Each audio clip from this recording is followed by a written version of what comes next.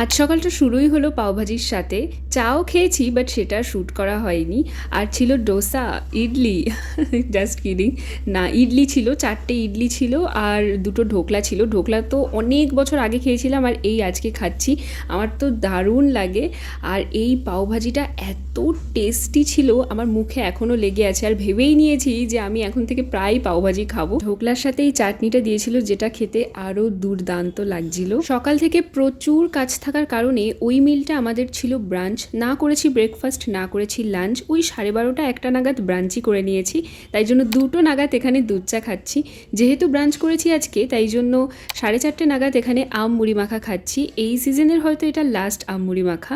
সন্ধ্যা 6:30টার দিকে মুড়ি, চানাচুর আর দুধ চা খাচ্ছি। এত দুধ চা কিন্তু আমরা খাই না, এই আজকেই একটু অনিয়ম হয়ে গেছে। সন্ধ্যাবেলা আমি আর দিদিভাই বসে এই লাইটটা ছাড়ানোর চেষ্টা করেছি, যেটাতে আমরা সাকসেস হয়েছি। বাট লাইটটা আমরা এখনই লাগাইনি, রেখে দিয়েছি পরে দিওয়ালিতে যদি লাগাই, কারণ আমার পজিশন খুঁজে পাচ্ছিলাম না। রাতের ডিনারে এখানে খাচ্ছি ডালিয়া, যেটা আমি শ্যুট করতে ভুলে গেছিলাম। So that was it for today's video.